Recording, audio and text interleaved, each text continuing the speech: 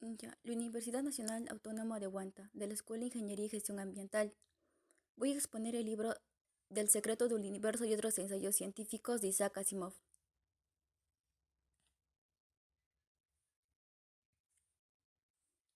Isaac Asimov fue también conocido como el maestro de la ciencia ficción. Nació en Petrovichy, población de la antigua Unión Soviética, cerca de la frontera de Bielorrusia, el 2 de enero de 1920.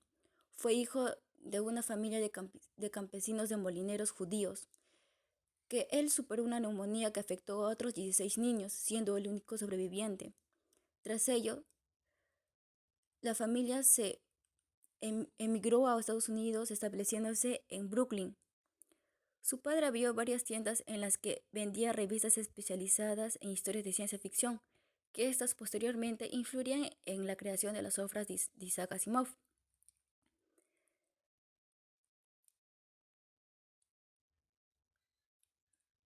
En 1950, él escribió su primera obra, Un guijarro en el cielo. Posteriormente, sus próximas obras. Se le considera que produjo los autos futuros. También él ha predecido que las personas se iban a comunicar mediante videollamadas a pasar los años.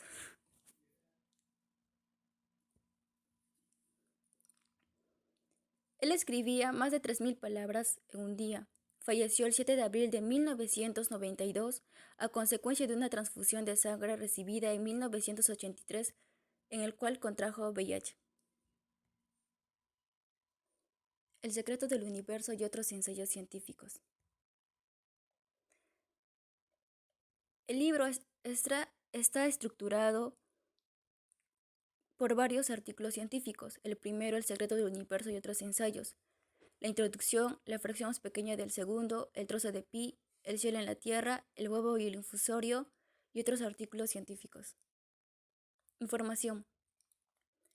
Título, El secreto del universo y otros ensayos científicos. Autor, Isaac Asimov.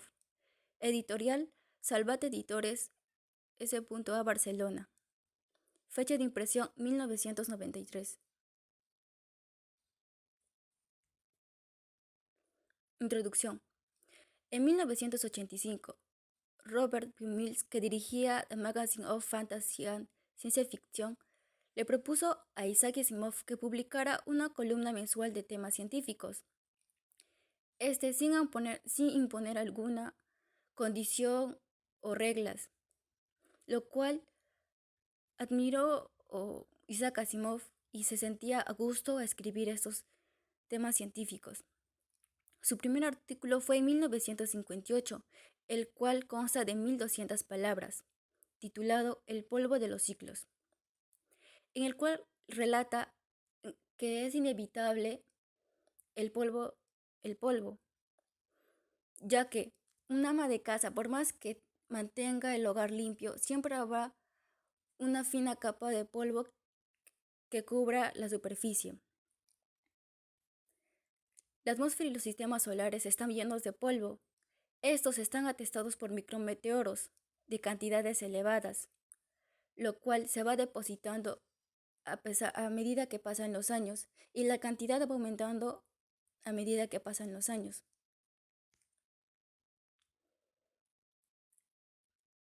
La fracción más pequeña del segundo.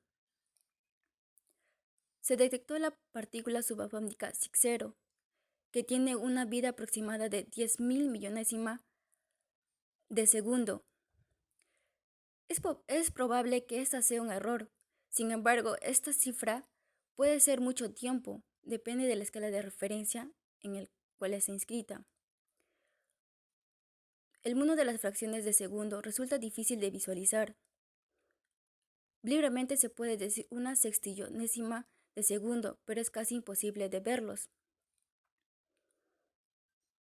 Para hacer fácil la visualización de estos números, se puede realizar mediante las mediciones astronómicas, que el protagonista principal es la velocidad de la luz, donde el año luz es la unidad para medir las distancias astronómicas. Como Vega, que está a 27 años luz con respecto a otras estrellas de la galaxia, que están a 300 1000 años luz, 400.000 años luz, etc. También sirve para simplificar la relación entre el tiempo y la distancia. Asimismo, las unidades luz expresan la distancia y la velocidad de comunicación al mismo tiempo. El Fermiluz es el tiempo necesario para que el movimiento conocido recorra la distancia más pequeña que existe, es decir, el Fermiluz es la fracción más pequeña del segundo, que dentro de ella se pueden crear varias partículas. Por eso la partícula Xi0 fue creada al comprobar que en el Fermiluz esta puede vivir 10.000 millonésima de segundo. Un trozo de pi. Antiguamente no se tenía exactamente cuál era el valor de pi, pero pi representa la relación entre la longitud del perímetro de un círculo y su diámetro. En 1600, el matemático William utilizó la letra pi para designar el perímetro y delta para el diámetro. El primer hombre que utilizó el pi como símbolo de la relación entre la longitud del perímetro y diámetro del círculo fue el matemático suizo Leonhard Euler en 1737. Pero, ¿cuál es la relación entre la circunferencia de un círculo y su diámetro en números? Esta cuestión preocupó mucho a los antiguos, ya que no había medidas calculadas por adelantado. Por ello es inevitable tropezarse con el pi, ya que está presente en todas las actividades innatas del ser humano. Como era difícil la medición de la longitud de la circunferencia, es probable que los constructores de pirámides hayan colocado un cordel de lino siguiendo la línea de la circunferencia hasta el punto con la medida y luego enderezarla.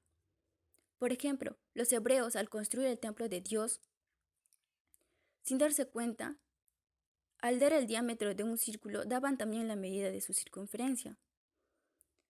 Los griegos, para determinar el valor de pi, utilizaron el método exhaustivo desarrollado por Arquímedes al trabajar con polígonos de 96 lados y demostrar que el valor de pi es 233/71, que es decimalmente 3,141851 sucesivamente.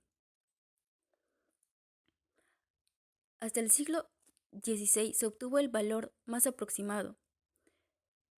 En Europa, el valor decimal de 355 entre 133 entre 113 es 3,14159292, etc. Se buscó poner un valor real a pi, ya sea en valor numérico real, entero, racional e irracional.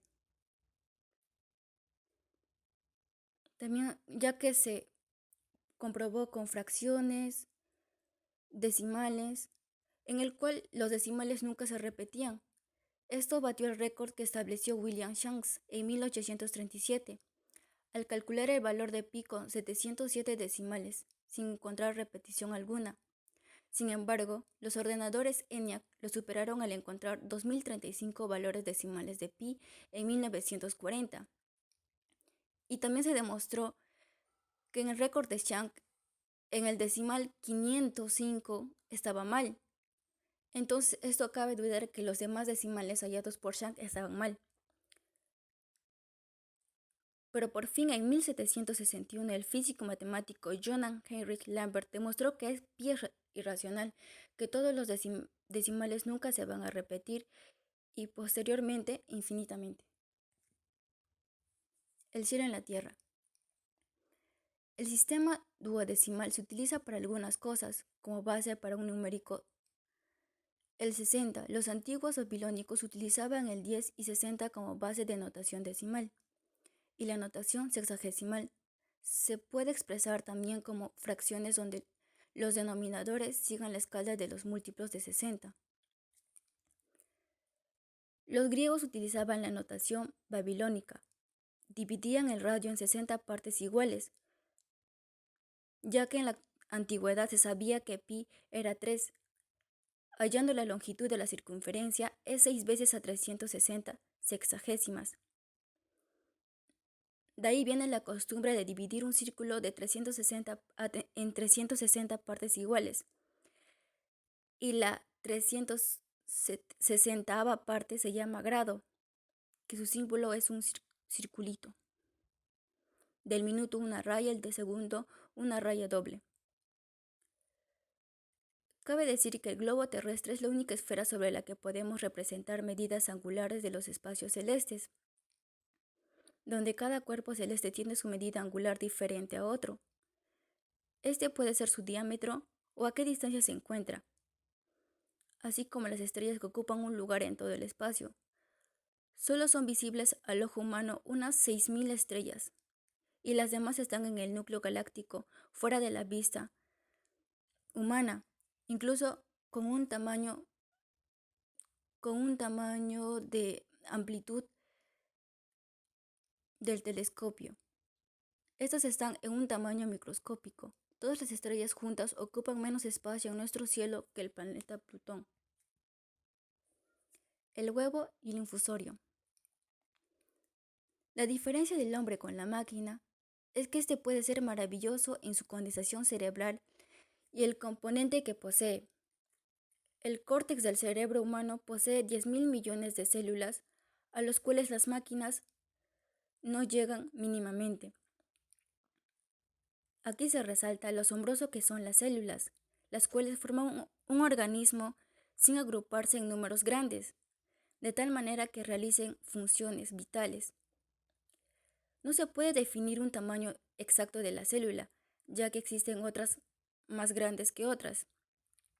Generalmente la célula más grande es la célula huevo, que en el ser humano la célula más grande es el óvulo de la mujer. Pero respectivamente en las células huevo se podría decir que las células más grandes son de las aves. Por ejemplo, el huevo más grande era del ave extinguido Aepyornis de Madagascar, o conocido como el ave elefante. Dicho huevo tenía 24 centímetros de diámetro y 33 centímetros de longitud. Esta ave también fue señalada en la obra de Las Mil y Una Noches, que se decía que podía elevar a un elefante y tener el huevo en tamaño de una casa, pero líricamente es falso. Por tanto, las células pueden ser miligramente diferentes entre ellas, como la ameba, que tiene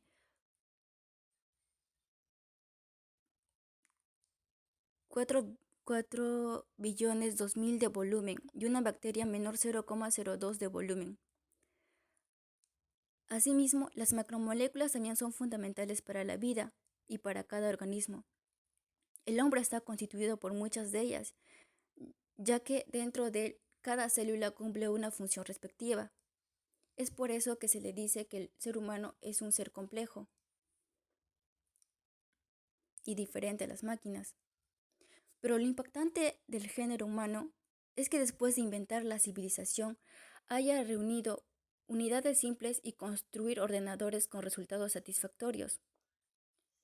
Pero la pregunta va, ¿qué pasaría si la capacidad de crear máquinas con millones de unidades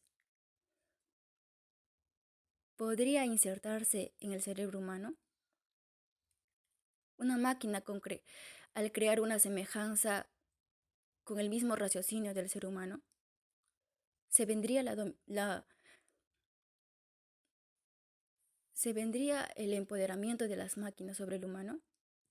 Aún tenemos una cuestión por responder. Usted también puede hablar gaélico. La química orgánica, una de las ramas con nombres muy enrevesados, es decir, muy largos, estuvo monopolizada por los alemanes durante el siglo XIX, que unieron los nombres de los compuestos orgánicos en una única palabra, como para-dimetilamino-benzaldehído, lo cual algunas de sus sílabas se pueden asemejar al idioma gaélico. Pero rastreando el origen de este compuesto, comenzaremos por un árbol que crece al sureste de África. Este árbol resuma una resina marrón que al quemarse produce un agradable aroma, a lo que en la época medieval los comerciantes árabes lo llamaron incenso javanés, que en árabe es luban yabi. Los europeos, al ver que esto no tenía un poco de sentido, lo llamaron banjabí, y no estar contentos con esto, en 1650 se llamó benzoy.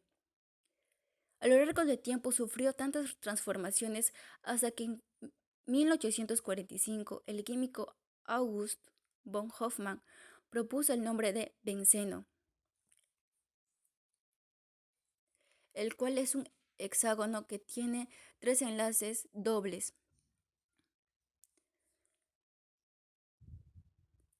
La eliminación de hidrógeno se llama deshidrogenación. Liev sintetizó el alcohol deshidrogenado y lo llamó así, pero los químicos cortan la palabra.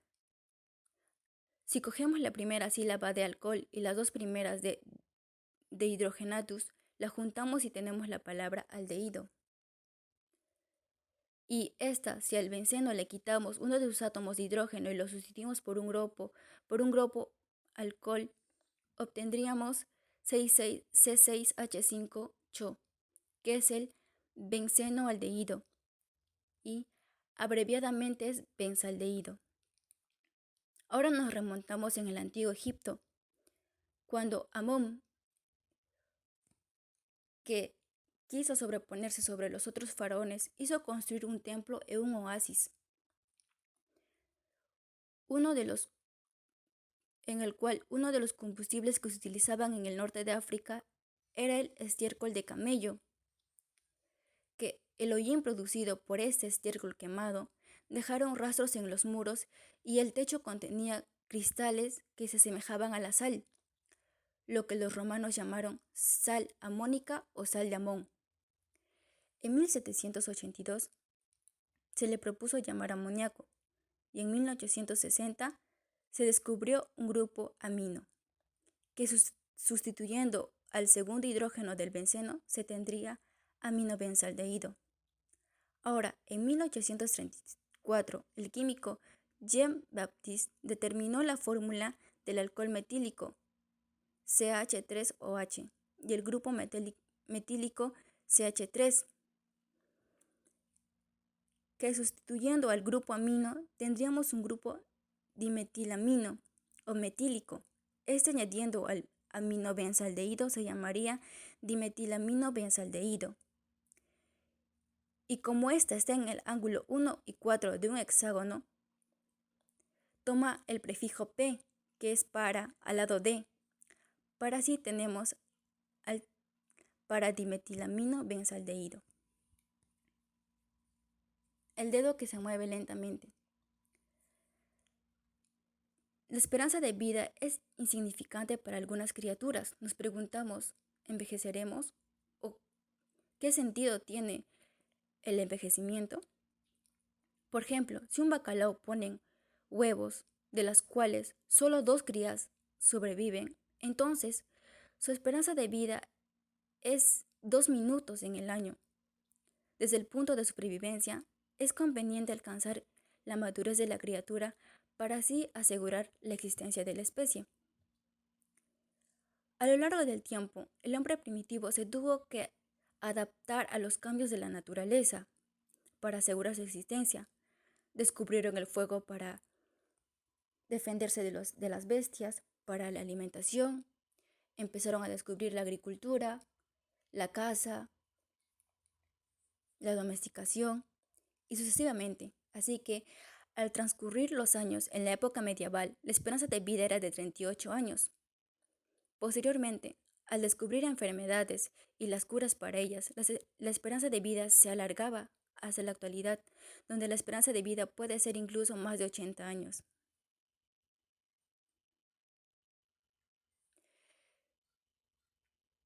Entonces comparemos la vida y la muerte. Ahora, la muerte es como un arquero y la vida como un puente. A medida que la gente avanza, el arquero va lanzando flechas. Al inicio es como un niño, que mientras está cruzando el puente, el arquero tiene una mala puntería, el cual solo deriva derriba a uno o dos niños haciendo caer a la profundidad del abismo. Y mientras transcurren los años y la persona va envejeciendo hasta ser un anciano que está a punto de cruzar el puente, el arquero ya no falla la puntería y le da en el blanco. Es decir, que nadie sabe qué hay cruzando el puente. El hombre es el mamífero de vida más larga, al cual las tortugas pueden acompañar en relación con su edad, ya que las tortugas pueden vivir 200 años. Teniendo en cuenta los latidos del corazón aproximada y la edad máxima aproximada, el hombre vive 4.350.000 latidos de corazón. Signo de exclamación. En una serie siempre se predice el resultado que podría continuar: 2 más un medio más un sexto más un 24avo más 120 más 1 sobre 720. ¿Pero qué término sería el próximo? Al compararlo con el orden de las campanas, esas expresándolo mediante un signo de exclamación, así como una campana será 1, 2 campana y así sucesivamente. Para cada campana, el sonido se puede expresar de muchas maneras, pero siempre siguiendo las permutaciones del sonido. Y para enumerar estas se debe calcular el número de variaciones de sonido. Por tanto, el símbolo signo de exclamación representa el término factorial, que no solo expresa el número de permutaciones, sino también el orden de ordenaciones posibles que se puedan encontrar. La serie para determinar es e a la x es igual a x elevado a la 0 entre 0 más x 1 entre 1 más x elevado al cuadrado entre 2 factorial más x elevado al cubo entre 3 factorial y sucesivamente. Estoy buscando un trébol de 4 hojas. Cuando el universo se contrae, la materia, los fotones y neutrones se apañan. Las partículas sin masa siguen desplazándose en línea recta y estas se cubren cada vez más. Y por último, el huevo cósmico se reúne con otro sin haber perdido nada. Cada huevo es igual que el anterior y no se va reduciendo casualmente. Este se da en un universo oscilante, en el cual no hay principio ni fin. El principio cosmogónico de Asimov se expresa de manera breve en el principio era la nada. Las 6 partículas que componen el universo, entre ellas el protón positiva y el electrón negativa, durante la formación del universo se combinaron y formaron neutrones. Cabe aclarar que la carga del huevo cósmico es igual a 0. Ahora, de las 6 partículas que forman el universo, 3 son leptónicas, con la carga -1, y el protón y neutrón son bariónicas, con carga positiva +1. En fin, el universo está formado por materia y antimateria, en partes iguales. Esas deben estar separadas para no formar fotones. Cuando se reúnen el cosmón y el anticosmón, el cosmón negativo y el anticosmón negativo, producen la nada.